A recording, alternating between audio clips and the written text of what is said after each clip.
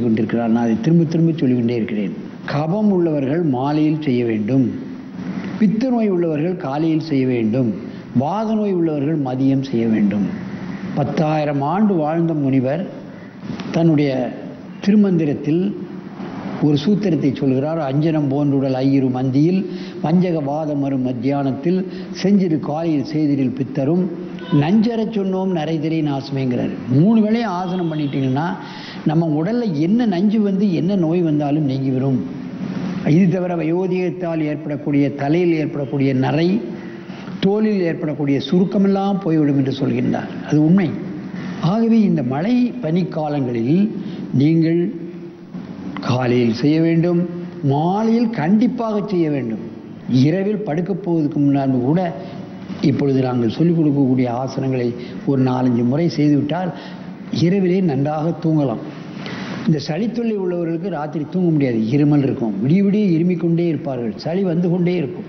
சாயங்காலமும் படுக்க போதுக்கு முன்னே செய்யாச்சுன்னா நல்ல தூக்கம் வரும், சளி கீழே இறங்கிடும், நுரையீரல் விரிவடைந்துடும், நுரையீரல் தங்கி இருக்கக்கூடிய அந்த சளியெல்லாம் வெளியே வந்துடும் இந்த ஆசனம் பண்ணும்போது. அதைத்தான் நீங்கள் நன்றாக கவனிக்க வேண்டும். ஆகவே இப்பொழுது சென்னையைச் சேர்ந்த 3 ஒரு மாணவன் 2 மாணவி இங்கே வந்திருக்கிறார்கள். அவர்கள் இப்பொழுது அற்புதமான எனது சீடர் முருகேசன், அவர் பிஎஸ்சி படித்து யோகாவில் எம்எஸ்சி படித்தவர், அவருடைய பயின்ற மாணவர்கள் இப்பொழுது அற்புதமான உசட்டாசனத்தை, ஒத்தை கை தூக்கிய உசட்டாசனத்தை செய்ய போகிறார்கள்.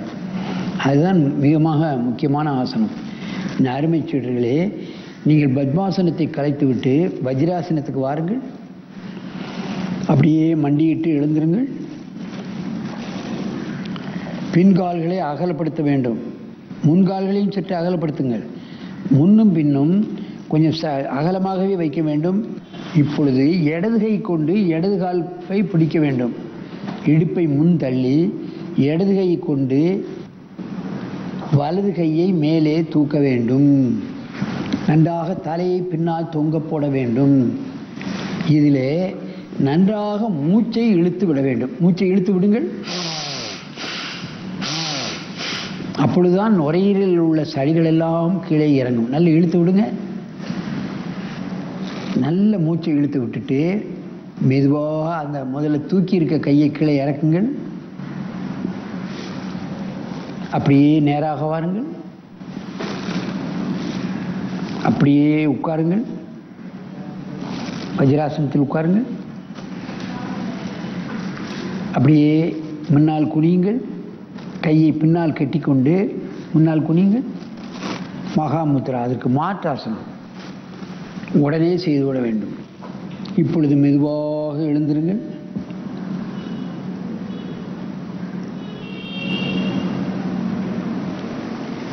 மீண்டும் மண்டியிடுங்கள், எந்திரிங்கள், மண்டியிட்டு எந்திரிங்கள். காலை அகலமாக வைத்துக் கொள்ளுங்கள் பின்னால்.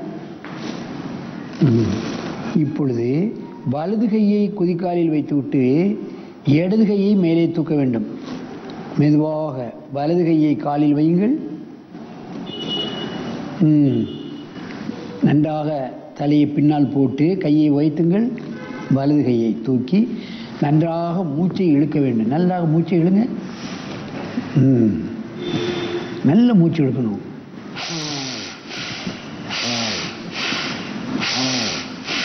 என்ன சளி இருந்தாலும் அப்படியே இறங்கிடும். இப்போ கையை தூக்கிய கையை மெதுவாக இறக்குங்கள். அப்படியே உட்காருங்கள். கையை முதுகு பக்கம் கட்டி முன்னால் குனிய வேண்டும்.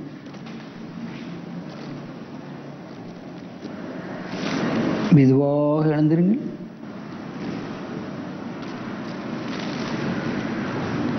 மீண்டும் மண்டியிட்டு எழுந்திருங்கள். காலை அகலப்படுத்துங்கள். நன்றாக அகலப்படுத்த வேண்டும். இப்பொழுது வலது கையை வலது காலில் வைக்க வேண்டும். இடது கையை மேலே தூக்க வேண்டும். தலையில்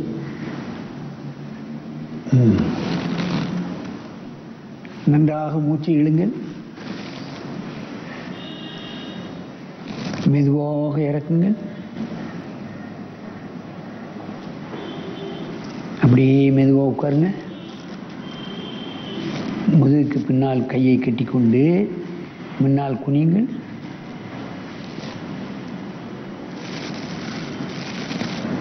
இதுக்கு மாற்று ஆசனம். மாற்று ஆசனம் செய்தால்தான் அந்த ஆசனத்தினுடைய முழு பலனும் கிடைக்கும். மெதுவாக எழுந்துருங்க, மெதுவாக எழுந்துருங்க.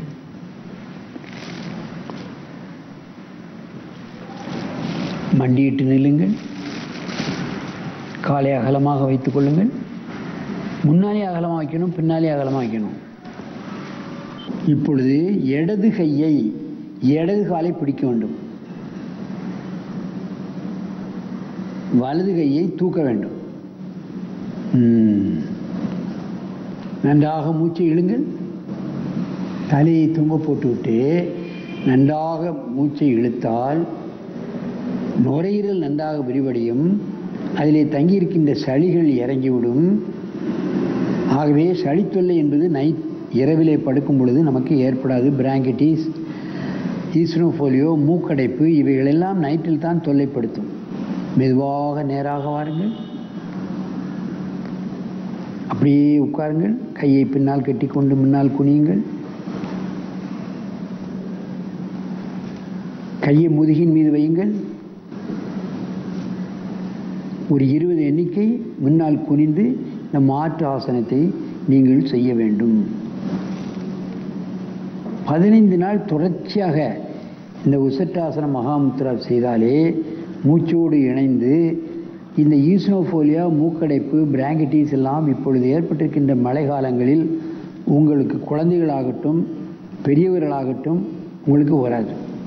2 வயசு 3 வயசு பிள்ளைகளுக்கு நம்ம பக்கத்தில் இருந்து அதுகளை நம்ம முன்னால் ஒரு ஆள் பின்னால் ஒரு ஆள் இருந்து அதை சொல்லிக் கொடுத்தால் அவர்கள் செய்வார்கள். மூச்சை இழுக்க வைக்க வேண்டும். சிறு குழந்தைகளுக்கு தான் இந்த மழை காலங்களில் சளி பிடித்து விடுகிறது, காய்ச்சல் வந்து விடுகிறது. மெதுவாக எழுந்திருங்கள். இப்பொழுது இந்த ஆசனத்தை என் பக்கமாக திரும்பி செய்ய வேண்டும். மெதுவாக மண்டியிட்டு எழுந்திருங்க. காலை அகலமாக வைத்துக் கொள்ளுங்கள். நல்ல இப்பொழுது இடது கையை தூக்க வேண்டும். வலது காலை பிடிக்க வேண்டும். வலது கை கொண்டு வலது காலை பிடியுங்கள். முதலில் இடது கையை மெதுவாக தூக்குங்கள். நேராக வைத்துக்கொண்டு நன்றாக மூச்சை இழுங்கள். முடிந்த அளவு வலது கையை மெதுவாக கீழே இறக்குங்கள். இப்பொழுது இடுப்பை மடக்கி உட்காருங்கள். கால் மீது உட்காருங்கள். மெதுவாக காலை சேர்த்து கையை முதுகு பக்கம் கட்டிக்கொண்டு முன்னால் குனியுங்கள். மகாமுத்ரா. உடலை 3ஆக வளைக்கக்கூடிய சந்தர்ப்பமே நமக்கு கிடையாது. பாருங்கள், 3ஆக வளைக்கிறோம். உடல் குலைவாகிவிடும். நாடி நரம்புகள் எல்லாம் குலைவாகிவிடும். இப்போ மெதுவாக எழுந்திருங்கள். மீண்டும் மண்டியிட்டு எழுந்திருங்கள்.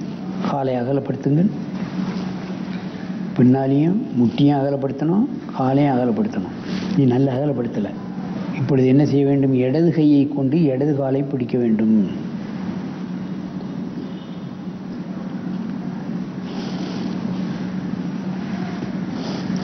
வலது கையை மேலே உயர்த்த வேண்டும்.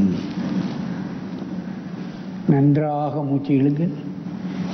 எவ்வளவு இழுக்க முடியுமோ இப்பொழுதுதான் சத்தம் வருகிறது. மெதுவாக கையை தூக்கி இருக்கின்ற கையை கீழே இறக்குங்கள். அப்படியே உட்காருங்கள். கையை முதுகின் பின்பக்கம் வைத்துக்கொண்டு முன்னால் குனியுங்கள். மகாமுத்ராசனம். இந்த ஆசனம் எல்லா மதத்திலும் இருக்கின்றது. முஸ்லீம்கள் இதில் இருந்து முன்னும் குனிந்து ஒவ்வொரு தொழுகையிலும் ஒரு 100 தடவைகளாக குனிஞ்சு நிமிந்துருவாங்க. பார்க்கலாம். கிறிஸ்தவ மதத்திலும் இருக்கிறது. மண்டியிட்டு உட்கார்ந்து தான் அங்கே ப்ரேயர் பண்ணணும். ஆனால் இப்போல்லாம் பெஞ்சு நாக்காளி போட்டாங்க. இந்து தர்மத்திலும் இருக்கின்றது. காலையில் எழுந்தவுடன் குளித்து விட்டு வீட்டிலே இருக்கின்ற புதுமண தம்பதி அந்த பெண்ணானவர் குளித்து மூழ்கி தலையிலே திலகமிட்டு பெரியவர்களை இதே போன்று மண்டியிட்டு வணங்க வேண்டும் என்று இருக்கிறது. ஆனால் இப்பொழுது பெரியவர்களைத்தான் நாம் வீட்டிலே இருக்க வைப்பதில்லையே, அவர்களை முதியோர் இல்லத்தில் கொண்டு சேர்த்து விட்ட காரணத்தினால் இது போன்ற ஆசனங்களை எல்லாம் வணக்கங்களை எல்லாம் பெரியோர்கள் முன்பு செய்யக்கூடிய சந்தர்ப்பமே வரவில்லை. ஆகவே தான் இன்றைக்கு பெண்களுக்கு பார்ப்பீர்களானால் ஒரு குழந்தை பெற்றாலே வயிறு பெரிதாகி விடுகிறது. நேராக நிமிருங்கள், நேராக நிமிருங்கள். இப்பொழுது இந்த ஆசனத்தை ஒருவருக்கொருவர் நேராக பார்த்து கொண்டு செய்ய வேண்டும். தொடையிலே கையை வைத்து நன்றாக மூச்சை இழுங்கள். மண்டியிட்டு மெதுவாக எழுந்திருங்கள். காலை அகலப்படுத்துங்கள். இப்பொழுது வலது கையை தூக்க வேண்டும். இடது கையை இடது காலில் வைத்துவிட்டு வலது கையை தூக்க வேண்டும்.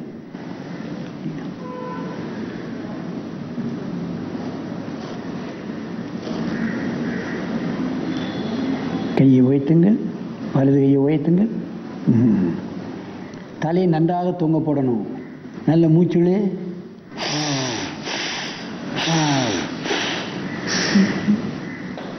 சளியை குறைப்பதற்கு நன்றாக மூச்சை இழுப்பதற்கு மிக மிக முக்கியம். கையை மெதுவாக கீழே இறக்குங்கள்.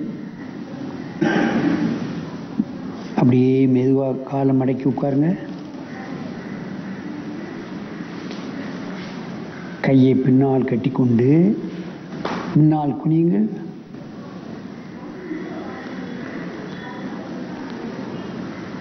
உடலை மூன்றாக வளைக்கிறோம். 72,000 நாடி நரம்புகளும் இலக்கம் கொடுத்து விடுகிறது. டென்ஷன் குறைஞ்சிரும். இது ஒரு 10 தடவை காலையிலே செய்தால் எல்லாரும் இந்த காலத்தில் டென்ஷன், ப்ரெஷர், தூக்கமின்மை என்று சொல்லிக்கொண்டே இருக்கிறார்கள். இதற்கு டாக்டரோட மருந்து கிடையாது. இது ஒரு 10 தடவை முன்னும் பின்னும் குனிஞ்சாலே உடல் குலைவாகிவிடும், டென்ஷன் போய்விடும், ப்ரெஷர் போய்விடும், தூக்கமின்மை போய்விடும். மெதுவாக எழுந்திருங்கள், எழுந்திருங்கள். மண்டியிட்டு எழுந்திருங்கள். காலை அகலப்படுத்துங்கள். நல்லா அகலப்படுத்தணும். இப்பொழுது இடது கையை இடது கால் கொண்டு பிடிக்க வேண்டும். வலது கையை தூக்க வேண்டும். தூக்கு. நல்லாக மூச்சை இழு.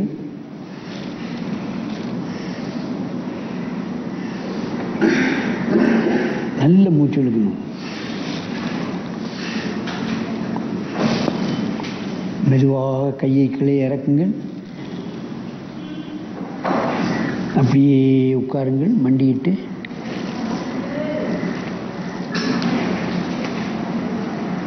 முதுகுக்கு பின்னால் கையை கட்டுங்கள். முன்னால் குனியுங்கள். மெதுவாக எழுந்திருங்கள்.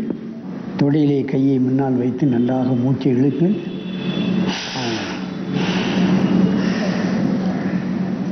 அப்படியே மண்டியிட்டு எழுந்திருங்கள். காலை அகலப்படுத்துங்கள். காலை அகலப்படுத்தி கொடுங்கள் பின்னால். இப்பொழுது வலது கையை வலது காலை பிடித்துக்கொண்டு இடது கையை தூக்க வேண்டும். வலது கை வலது காலை பிடிக்க வேண்டும்.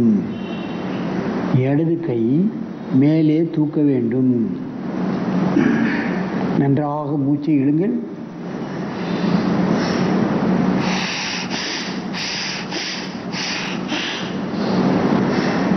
நுரையீரல் விரிவடைந்து விட்டாலே சாதாரண காலங்களில் அதிகப்படியான பிராண சக்தியை இழுக்கக்கூடிய தன்மை நமது நுரையீரலுக்கு வந்து விடுகிறது. அதிகப்படியான பிராண சக்தி கிடைக்கும் பொழுது நோய் எதிர்ப்பு சக்தி கிடைத்துவிடும். மெதுவாக கையை இறக்குங்கள். அப்படியே மடக்கி இடுப்பை மடக்கி உட்காருங்க. கையை முதுகு பின்னமாக கட்டிக்கொண்டு முன்னால் குனிய வேண்டும். குனிங்க. மெதுவாக எழுந்திருங்கள். முன்போல் நேராக வந்து ஒரே கோட்டில் உட்காருங்கள். என் அருமை பெரியோர்களே, தாய்மார்களே, சிறார்களே, இந்த உசட்டாசனம் இருக்கின்றதே அற்புதமான ஆசனம். சளி தொல்லையை நீக்குவதற்கென்றே நமக்கு கொடுத்திருக்கின்ற ஒரு முனிவர்களால் கொடுக்கப்பட்ட வரப்பிரதாசம் ஒட்டக ஆசனம். தமிழில் ஆசன நிலையில் நன்றாக மூச்சை இழுக்க இழுக்க பலமுறை சொல்லியிருக்கின்றேன். நுரையீரலில் உள்ள அந்த சளியெல்லாம் அப்படியே இறங்கிடும். இரவில் நன்றாக தூக்கலாம். ஆகவே இது போன்ற சின்ன சின்ன ஆசனங்களை பழகி நீங்கள் உடலும் உள்ளமும் ஆரோக்கியமாக நெடுதி இனிது வாழ வேண்டும் என்று கேட்டுக்கொண்டு உங்களிடமிருந்து விடைபெறுவது ஆசனா ஆண்டியப்பன். வணக்கம். நமது கலைஞர் தொலைக்காட்சியில் அந்த புதையல் எங்க இருக்குன்னு நமக்கு சுட்டி காட்டுற